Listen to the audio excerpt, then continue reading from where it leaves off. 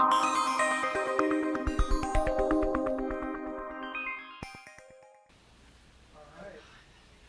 ready for the next session?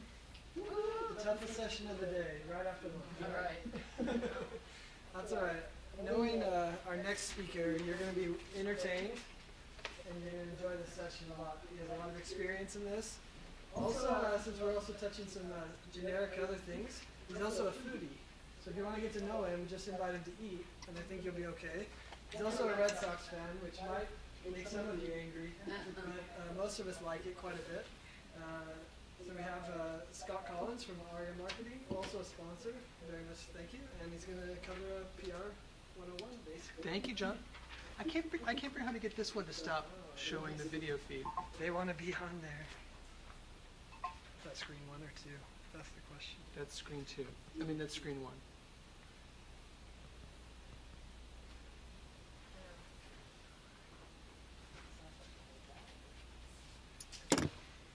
I guess it won't be that distracting. I'll ask the tech people to come, but you probably could start, right? Or do you want to wait? Yes, I can.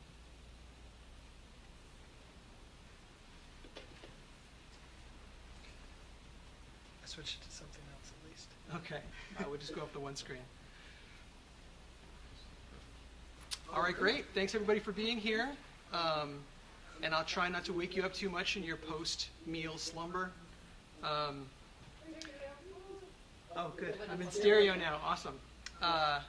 So I'm Scott Collins. I'm a Vice President at Aria Marketing. We're a healthcare marketing and public relations firm.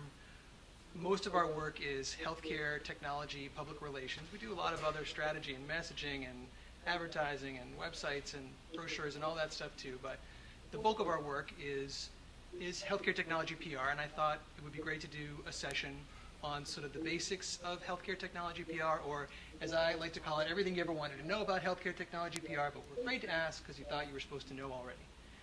I see a lot of people, a lot of clients, a lot of prospects I talk to, a lot of people I talk to in the industry that have been kind of thrust into this role of having to do healthcare technology public relations, and they don't know that much about it. And I think it's really hard, especially in the corporate world, if you're kind of put in that role of having to run a PR function or manage an agency, to admit when you don't know something. And I know a lot of people really struggle with that. So I hope this session could be just a chance to answer a lot of basic questions about how healthcare technology PR works, give everybody a chance to ask questions. So I hope if you have any questions that that are related to the slides I have up here, or stuff I don't cover, or just questions you want to talk about, great. If I didn't have to do any of my slides and we could just have an interactive session from here, that would be ideal. So I'll get into it a little bit. I did want to start with a little bit of kind of basics of PR, kind of what's included in PR and what's not.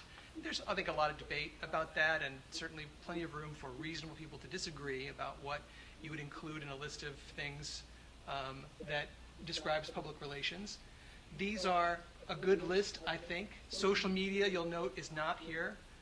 I think it's absolutely fine to call social media public relations. It's certainly relating to publics. But it's a little different from traditional media relations and analyst relations, because it's that, but it's also a direct-to-consumer and buyer publication, buyer audience communication. So it's a little different. I left it off of here because I wanted to make this sort of some of the classic things that we would include in kind of a basic PR program. But certainly there's planning and strategy, there's messaging, positioning, that kind of upfront work to figure out what you're doing and why, and what you want to be saying before you get into actual tactical activity. Press releases, obviously, core part of a lot of PR programs, and certainly what people, I think, often associate most with PR is press releases. Pitching the media, trade show work, especially work with media at trade shows. I think that would be the most direct connection to PR for trade shows. I know Brad's talking about trade shows later. Awards, we do a lot of work on as part of a PR program usually, and that's definitely a good way to kind of increase your awareness and also your preference and your target audiences. Speaking, Crisis communication is usually considered part of PR, where you're, kind of anticipating how you're going to respond to crisis in the market and actually responding to those. So anyway, here's my list. I think these slides are all going to be available later, so I won't go through them exhaustively. But I thought it was funny that the speaker this morning talked about Edward Bernays as the the founder of public relations, and he definitely was. And I got to meet Edward Bernays one time because he was very associated with the college, Emerson College in Boston, where I got my master's degree, and he was 99 years old, I think, in 1993 when I was getting my master's degree. So, but they would roll him out in his wheelchair, and he would come talk to people, and he was an interesting guy, and his whole, I think the interesting thing about Edward Bernays is his whole philosophy in life was people are idiots. People don't know what's good for them. Maybe he'd been to Las Vegas too. But that really the role of the public relations professional, the propagandist as he first thought of it, and then later when that had a bad meaning, he changed the name to public affairs or public relations. The role was to kind of show people what they should be doing, what's right, what politicians they should be following, what government would be right for their country, what to have for breakfast. And I think it's interesting. Public relations has evolved a lot since then, and I was really heartened in the session before lunch to hear everybody talking about PR in such an ethical way, I thought, mostly. I mean, certainly we're in the business of trying to shift perception and create awareness and get messages out there, which is manipulative in some ways, but I think mostly when I talk to people in the market, they want to communicate truth, and they want to create an accurate perception of what they do, and it's not so much about just pulling the levers of people's minds. Let's see. So I thought I'd just start with what do you do next? You're a glamorous PR professional. You've decided that PR is right for your business. What are the kind of next steps? The best first step, I think, is to step back before you start writing press releases and calling up the media and figuring out how do you want to be known, how do you want to be positioned, have you got competitors that you need to position against? You want to be smarter, cheaper, faster, more fun, more edgy, more disruptive, whatever your differentiation is in the market, whatever you think is going to connect with your target audience most, and then some level of strategy for how we're going to create that perception. If I want to be seen as the radical innovator in my marketplace, then I better have some radical ideas that are really going to get people excited, and have some great spokespeople that are going to be able to write and talk and be out there making waves and talking about things in a different way. And if that's not your company culture, then bad strategy. Do something that's more in line with who you really are. I think inventory of assets is something that everybody really needs to do, and I think you often do it kind of as a byproduct of starting a public relations program, but it's important to kind of think about on its own.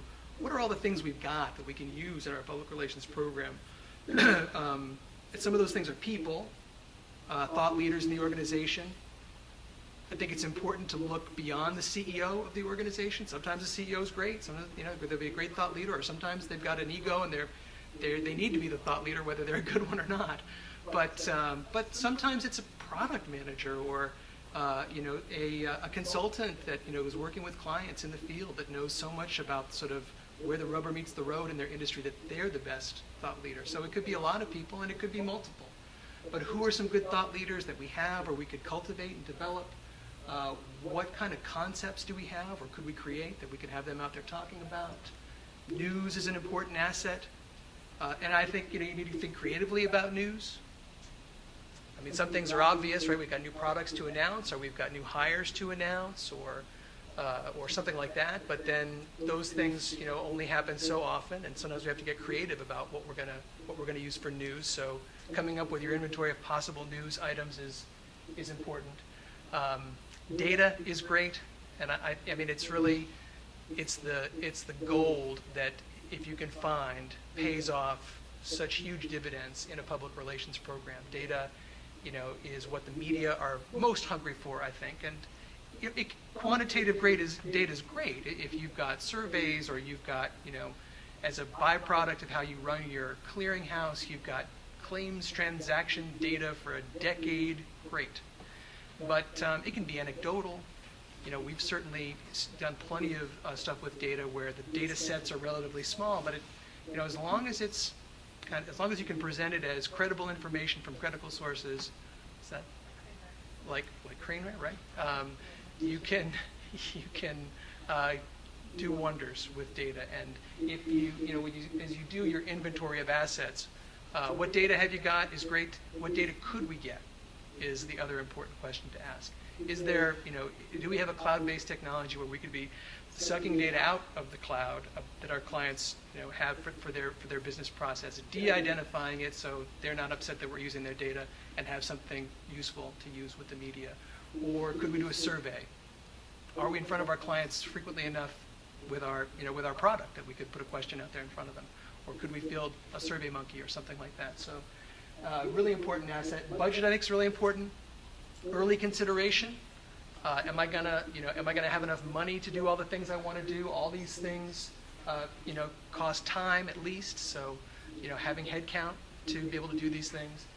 Some of them cost, straight up money. You're going to put a press release on a wire. It's going to cost, a certain amount of money. And how frequently you do that, and how often you go to trade shows, what your travel budget is, all those things, are going to be key deciding factors of what your program should be, and will feed back to your strategy. Internal versus external, I think a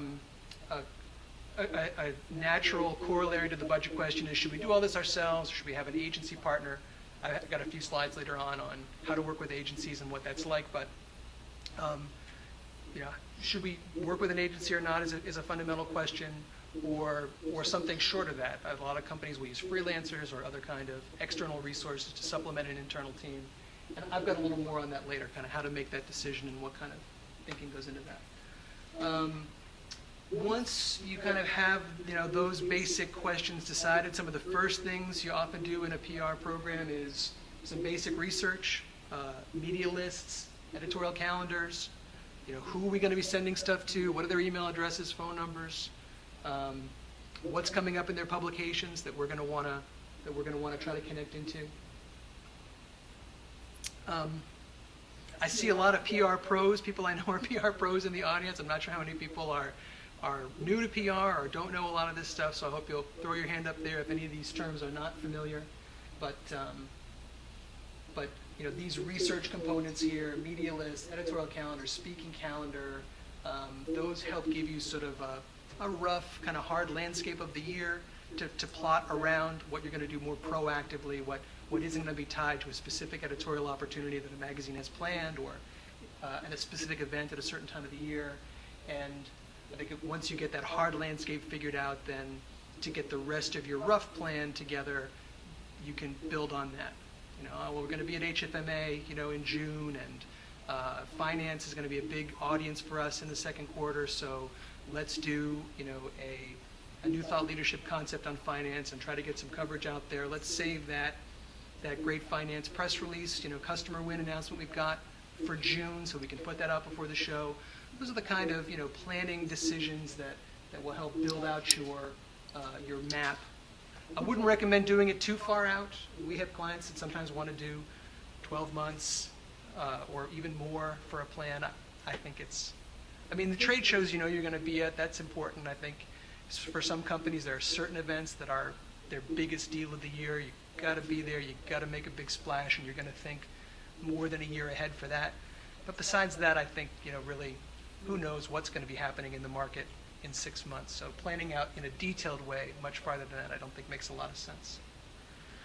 And then, once those things are done, going into action, which means, calling journalists on your media lists with your thought leadership concepts and your news and pitching them stories, submitting speaking abstracts for the events you're going to go to, all that stuff. Questions about that stuff? One question we always get is, can I have a copy of my media list? The answer is always yes. Emphatically yes. I put this up here though because it's just a funny thing about healthcare, any kind of PR. It's like this weird charged question you get in PR, especially agency client relationships. Who owns the media list, and why is that so important?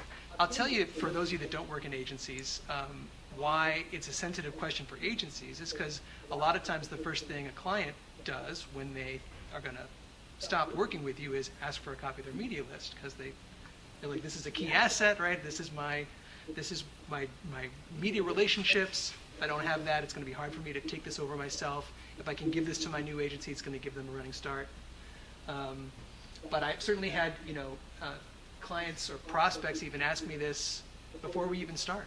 Will I be able to have a copy of my media list? So I don't know why it's such a weird issue, but I think the answer should always be yes. You paid for it, it's yours. Press releases. Lots of people have ideas about what they should do for a press release, and a lot of them are bad. And there's a lot of reasons why you might want to do a press release. Maybe the CEO decided this is a fabulous thing, we need to announce it.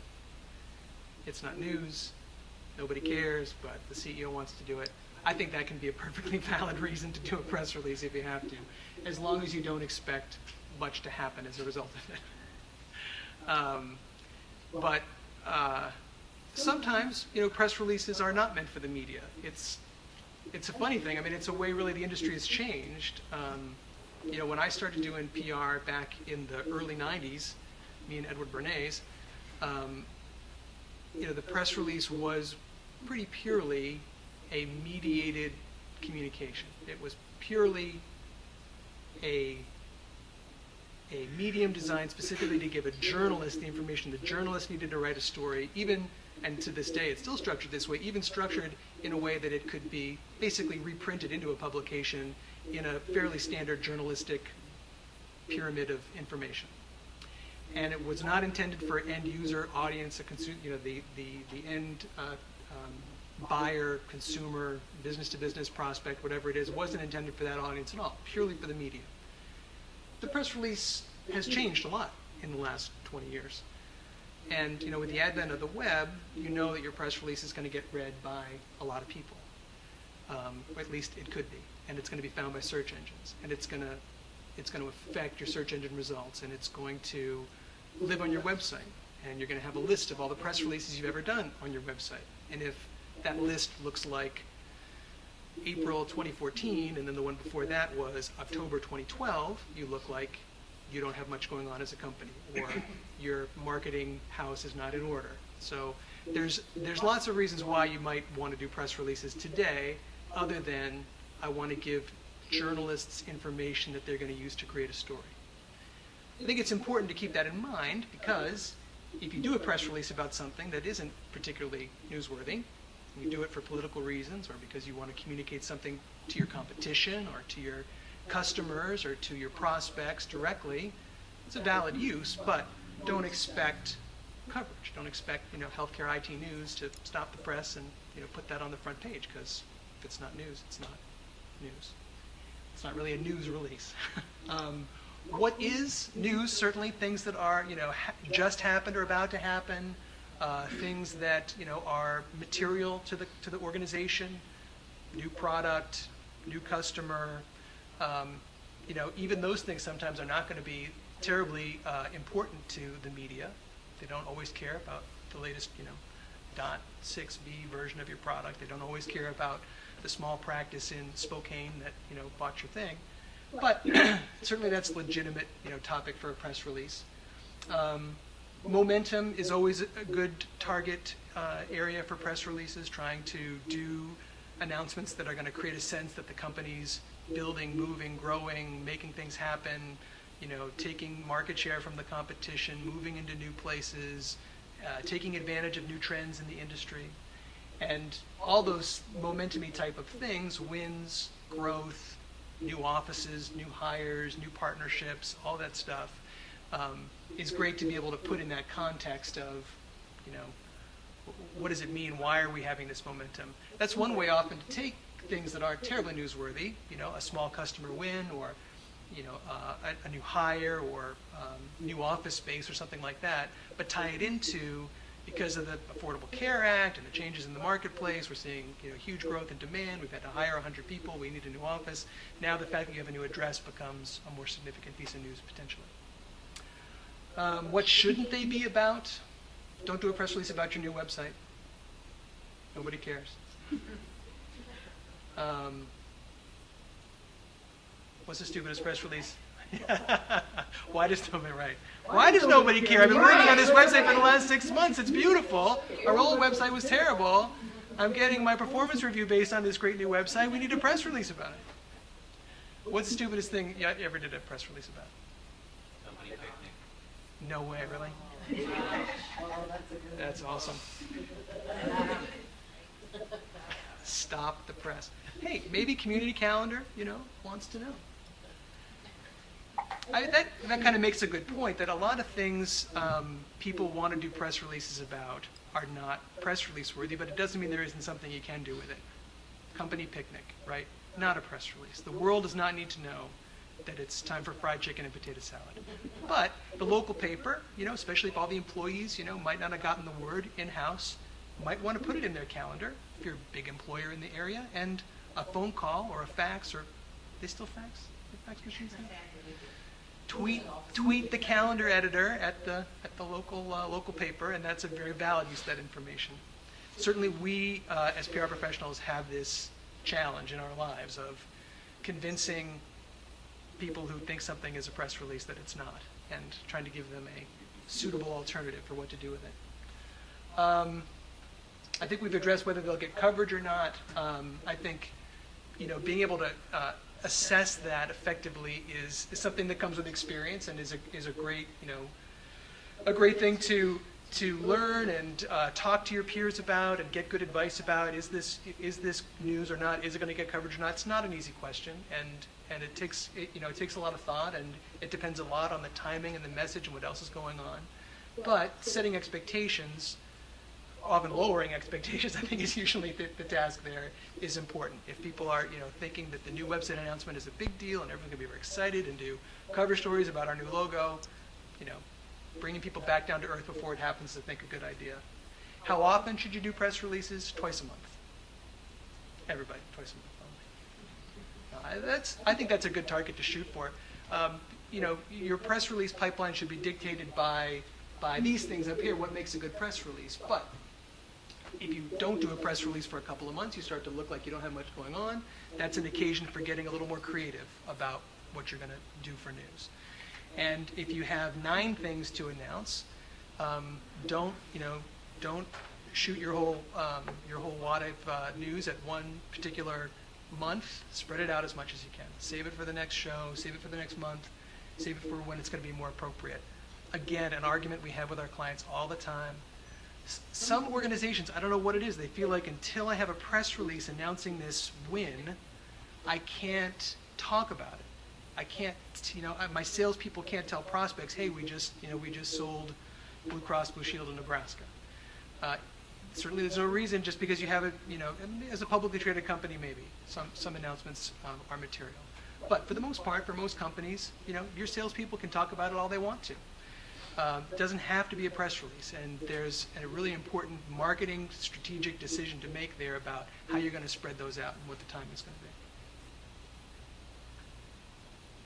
Comments on that? Yeah. I hope that's a delivery from everything you're about to talk about. Please, I'm really tired of this already. How do you feel about the wires distribution of the wires on top of the That's a good question. How do I justify $6,000 a month on wires? I think the key decision, I'd be interested in what you think, Brad. I think the key decision there is it the kind of thing that is going to get broad pickup without supporting pitching? Because if it's something that on its own is so significant that when the Sacramento Bee gets it, they're going to run it, and they're not going to need you to call them and say, hey, I know you see a million press releases, but this one's really important because it's a local employer or whatever. It's not going to require too much, hand-holding to get coverage. I think that's a good way to look at it. That question is kind of changing though, because it used to just sort of be Business Wire and PR News Wire, and they had sort of a similar price point and similar reach, but now you got PR Web and other kind of press release distribution companies coming along that are sort of wires but sort of not. So I think it becomes a little more complicated then, but I think that's the main decision point. If you're looking at whether you need to pay for distribution of it beyond your email distribution that you're going to do, will it stand on its own and get coverage that way potentially? Do you have other thoughts on that, Brad? Or? I'm on the same page as you on that. I think a lot of times the client doesn't really get what wire is or what the wire does, and once you talk them off the ledge, then they get on the same page too. Yeah, I agree. Again, for publicly traded companies, sometimes there's material information that has to be on the wire because you have to be distributing it to everybody at once, otherwise you're creating an unfair situation. But We kind of do a hybrid. I mean, we own what we want to sit out on the wire, on the wire, what we pay for on the wire, and we have a list of all the people we email. We know that finite list. yes. So there's no point in spending $6,000, right? We can spend 500 or 1,000. On the big events. Yeah. Right, Yeah. usually, right. Agree, we have a very similar. Yeah, and I think that's part of the decision-making process. You look at a press release that comes along, and you have to kind of decide, is it a top tier, second tier, third tier, right? And what level of support does it get? Especially if you're working, if you're a bigger company or working with bigger clients, they get so many press releases, coming through that are just not worth spending a lot of time on. Partners that really want to do stuff, with them that they're going to do out of courtesy's sake, but it's not, really newsworthy. So I think tiering and prioritizing is an important strategy when you've got that, that first world problem. I mean, that's a great problem to have. I got too many announcements to make. Certainly a lot of us struggle more with the other problem. I haven't had a press release in a month and a half, and I don't know what I'm going to do next. What makes a good pitch? Enthusiasm, right? Absolutely. There was some good talk about this in the panel before lunch too. So when you're trying to get your story out there, you want to get publications to pick it up. Maybe it's a press release, about some news that you really need to kind of put over the top with some key journalists and convince them that it's really in their editorial bailiwick to cover. Maybe it's a thought leadership concept you want to be talking about. Maybe it's whatever story you think you've got for them that's going to be proactive or just fit into their editorial calendar or whatever. I think research is the first and most important part. And again, there was a lot of good talk about that this morning. Really understanding the publication, the reporter or the editor, the issue at hand, so you can make sure you're bringing the right story to the right people. Everybody wants to be in the Wall Street Journal, like they were saying this morning. Everybody wants to be in Health Leaders, and there's not always a good fit between the publication and the pitch. So you have to be realistic about. Now, there's certainly nothing wrong with prioritizing. Well, gee, we might have a shot, with Business Week for this one. Let's give it a try. But if that fails, we're going to fall back on. But I think doing your research, making sure you really understand why this person is going to care about it, that's the key to a good pitch. That's going to make the reporter feel like, okay, you understand what I write about. It's worth me paying attention to and maybe working with you a little bit on this. That sort of jumps down to another point I have here at the bottom about being flexible. So I think, if you can make a journalist feel like you understand what their editorial mandate is, then they'll work with you on a pitch.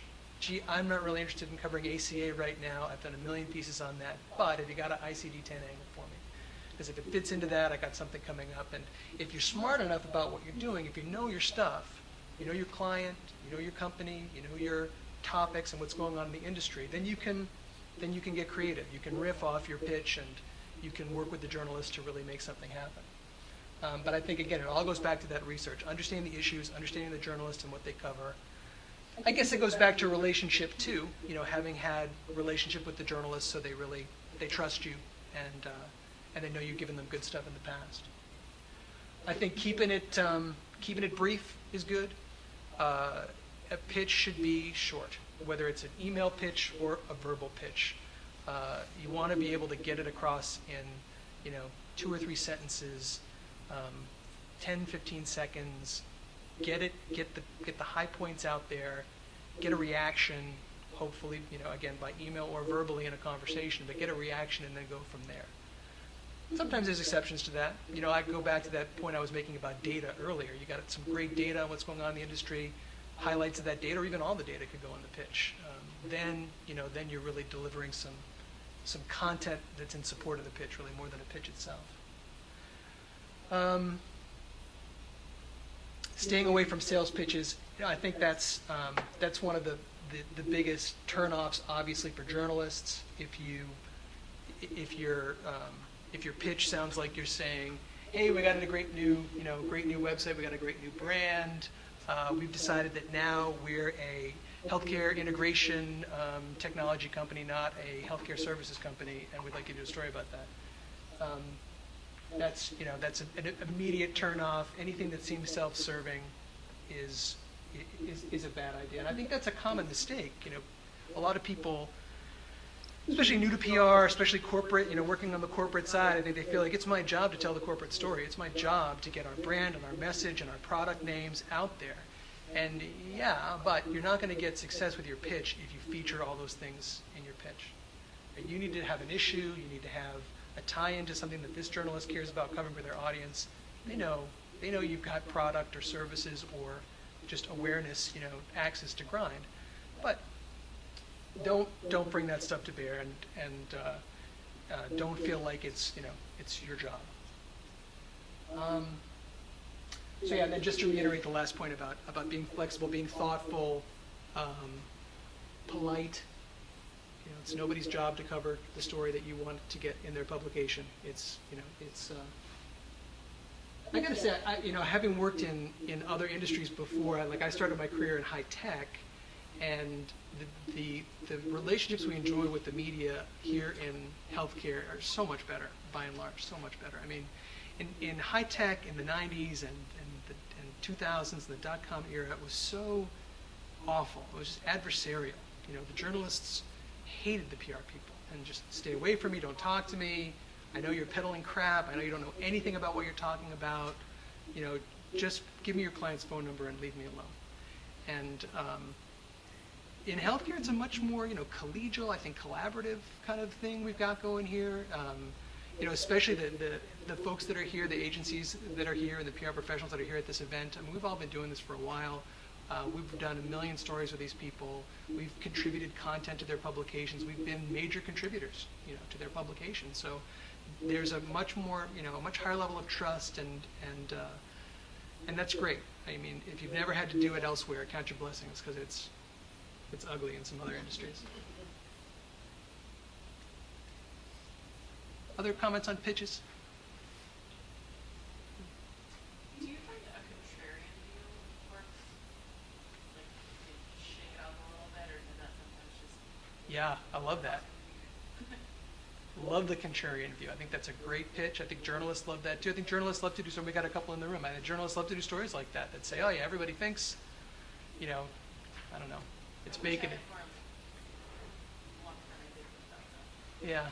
And sometimes they're on this ICD-10 story, they're on this ICD-10 story, and they have a view that no one else has. So it's almost like, not a loss, but it's like you're really just not going with the flow of what the story is. Or they're too deep in the story Yeah. to then switch it up too much.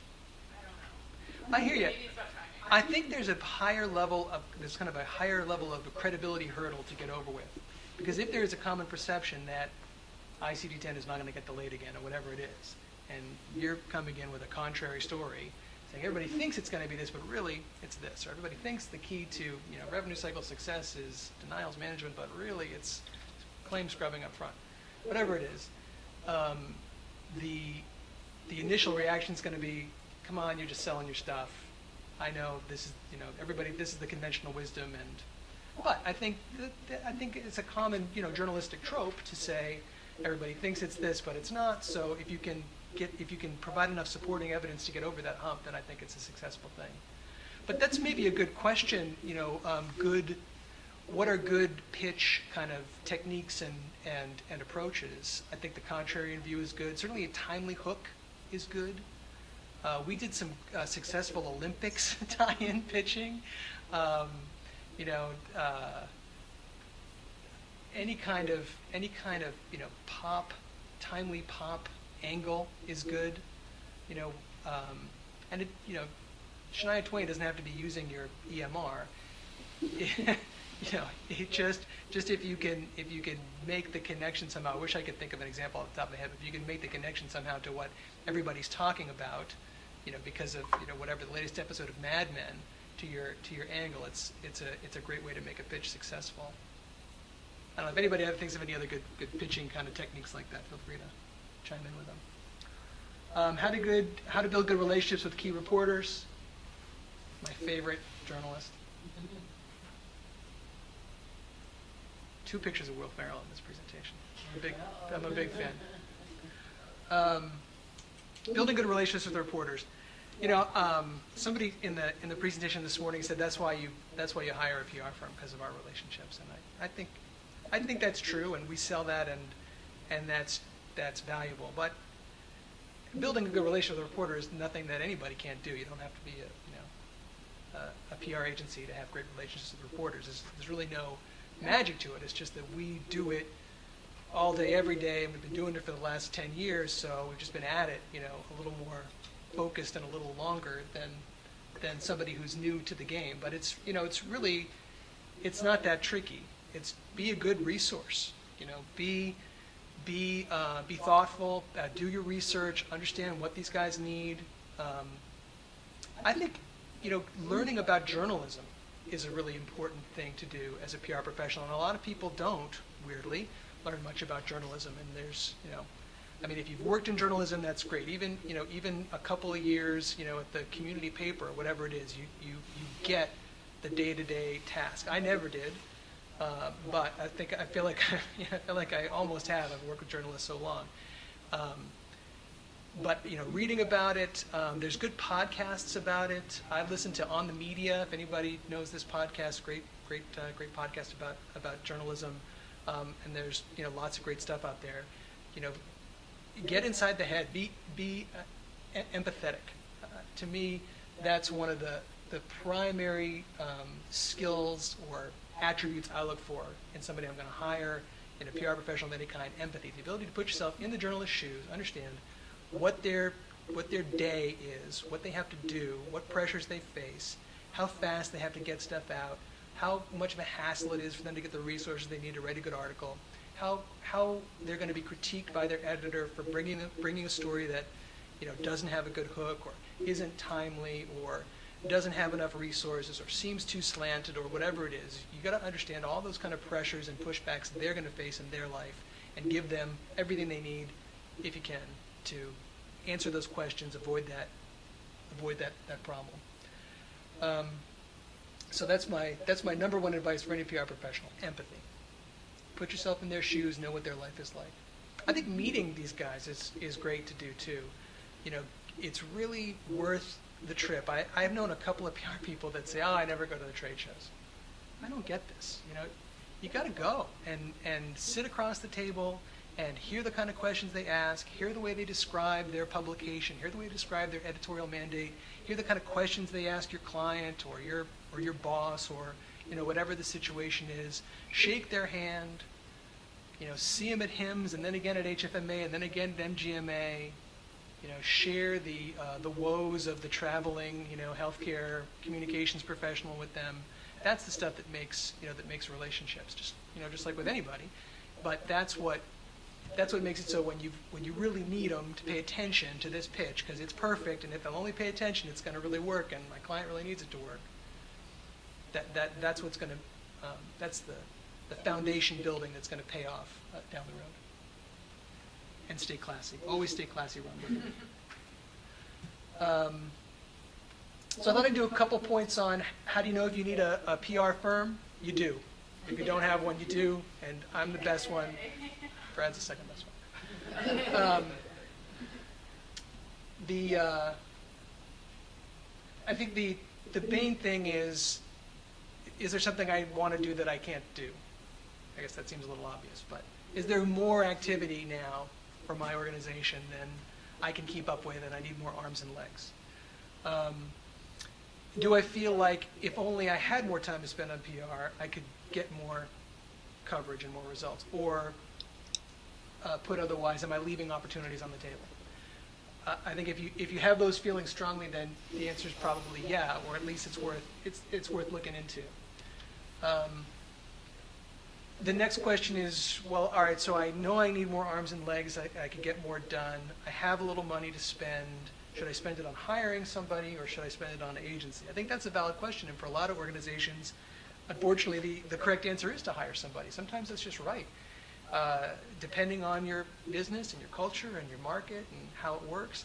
I think especially if you're in a situation where you yourself, maybe the VP of marketing at a company, you don't have much support, you don't have much time to spend supporting an agency, and I got a couple bullets on that after this. If you don't have the time to spend with an agency, then don't waste the money. If you can't, give them what they need to get good results for you, you're better off hiring somebody and keeping it in-house until then you're ready to hire an agency, and then use this person you've hired that's gotten to know your business and your message and your goals, and they can be the day-to-day with the agency. But I think that's an important consideration. Leverage existing relationships, I think, is another very valid reason to hire an agency. Again, I think sometimes that can be a little overstated, but I know we've got great relationships with the media, and our clients benefit from it a lot. But I also think it's nothing you couldn't build yourself over time. The last one I think is interesting. A lot of times as marketing professionals in healthcare organizations, you're kind of on an island, especially if you've got a boss or a management team that doesn't really buy into PR and marketing very much. You need another voice sometimes to be able to support you. And it can be hard, when the boss says, I want a press release about our new website, it can be hard to be the one that has to say, gee, boss, that's not really a good press release, that's a bad idea. Much better sometimes to have your agency, ask them the question, have them give you the answer. We don't think this is a good press release. They could, better things to do would be X, Y, and Z, and have that supporting voice to, give your colleagues, external expert advice that happens to agree with you. But, to have that marketing, because sometimes you're the only marketing voice in the organization, and that's, that can be a lonely place to be. So I think that's sometimes one of the most valuable things that, an agency can give you, if they can give you, some smart, experienced people to back you up.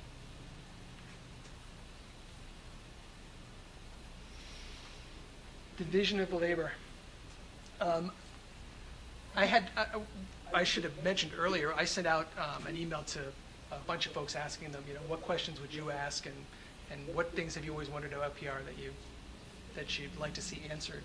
And I got various versions of this. What's the right way to work with the agency? What should I do? What should they do?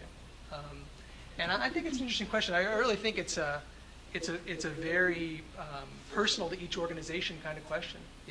Depending on your culture, depending on your proclivities as a professional, what you like to do, what you don't like to do, that really frames the relationship differently from organization to organization. But I think at a sort of philosophical level, the rule of thumb is do what you need to do. There are some things as an internal communication professional that really only you can do.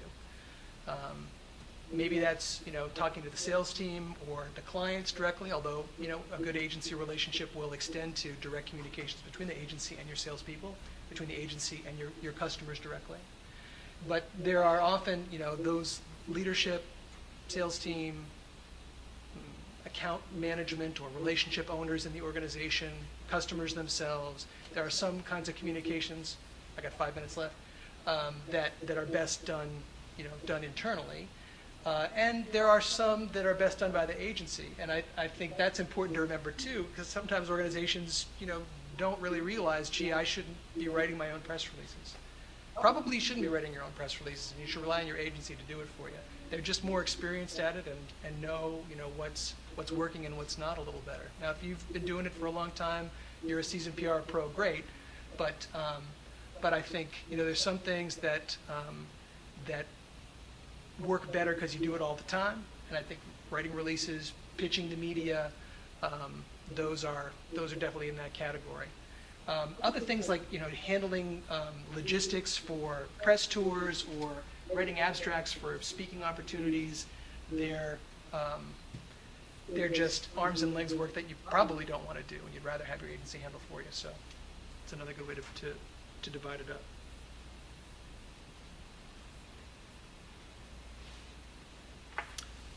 Maybe I'll finish on this one. Care and feeding of an agency. How do you get the most out of your agency? I think a lot of organizations that haven't worked with a PR firm before, individuals that haven't worked with a PR firm before, don't realize how much time it takes. You feel like I'm hiring an agency so I don't have to spend time on this, right? So why should it take so much time? But it does. It's a machine that needs to be fed. It needs fuel in the form of news, customers, thought leadership, spokespeople, data, all that stuff we talked about. It'll run great and get great results for you if you keep it fed, but that takes time. Communication's critical, and I am constantly surprised at what bad communicators can be. Some of us are really bad at it, and it's important. Setting expectations, understanding where you're at on things, making sure you have all the reports, written reports you need, all the verbal communication you need. That's critical. And if you feel like you're not getting those open lines of communication, make them happen. I think the last one I'll mention is gratitude.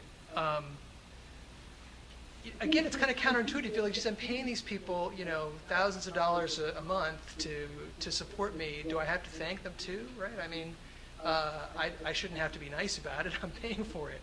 But it's just a common human requirement in life. And making your firm like you is a really good way to get great results. Just like getting your client to like you is a great way to get great results for the program too, from the agency's perspective. But I'm always at pains to reinforce this to people, to clients, that it's important to make people feel good about the work they're doing, even though they're getting paid for it. It doesn't matter if you don't feel good about it. It's not something you're gonna do a good job at. I'm almost out of time, and I wanted to make sure we had time for questions and stuff. Hopefully, y'all had a time to sleep off lunch. Yes. How can you get to know your client? I'll tell you what we do, and then I bet there's a couple other good voices in the audience here. We focus a lot on thought leadership in general in our practice. We try to find really good ideas that are going to be the heart of all the pitches and the speaking proposals and even the news releases and things. We're always tying back into these thought leadership concepts. But finding those is hard, so we try to do a lot of interviews with internal thought leaders in the organization. We try to do a lot of, if it's the leadership team, great. If it's the technologists, if it's the product managers, whatever it is, we try to. Salespeople are great sometimes. We try to do as many of those as we can, just to really get our handle, our arms around all the different interesting bits of story and information there are.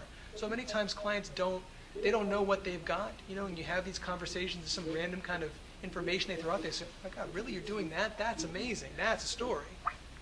And they say, oh, really? All right, great. Yeah, we do that. So I think, interviewing lots of people in different levels of the organization is a great way to do it. Dinners are also good. Dinner is good. Cocktails. Yes, crafts. Yeah.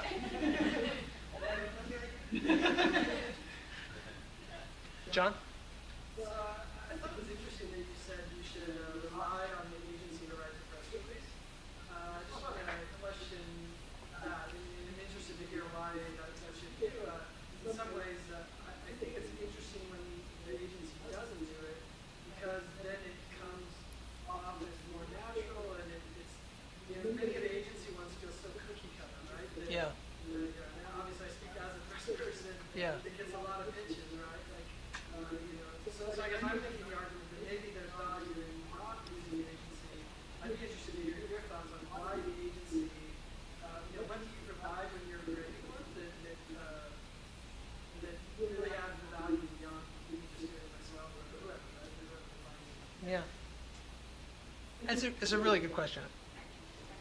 Part of it is probably just a kind of a personal bias for me.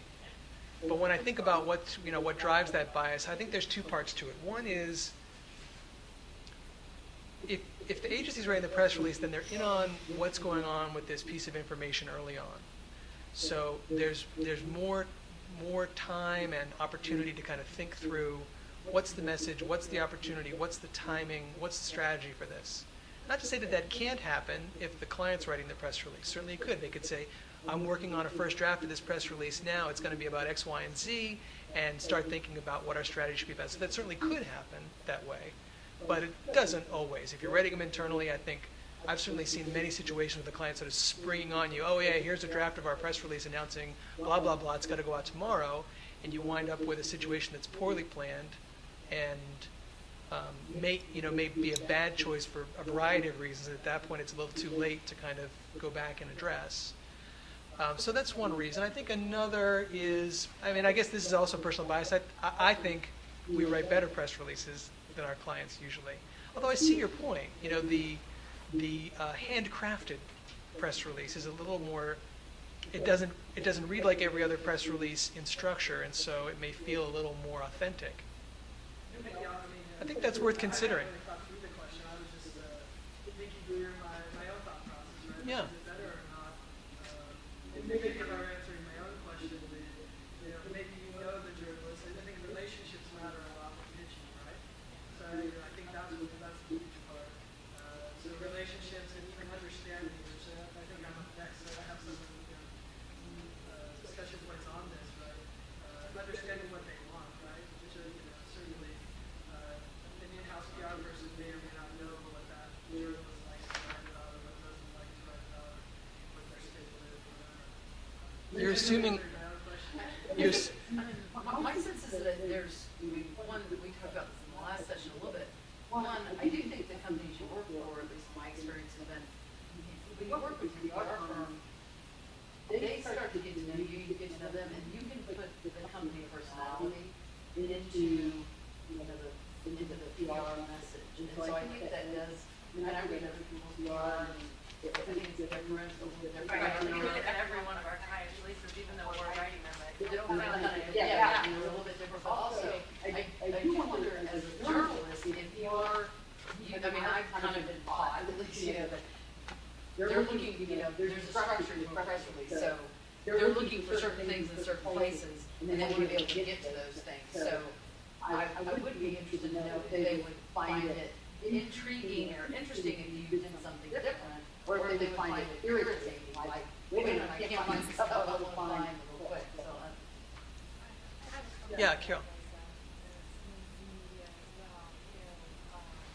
We get a ton of press releases, and we actually rely on press releases to create a lot of our columns. We do columns on the latest hires. We follow stage 2 certification news, and like John, we get a lot of press releases all day long. But a lot of times we're looking at press releases like on our phone, and it's a little bit of a drag, to be honest with you, to see, especially the first paragraph.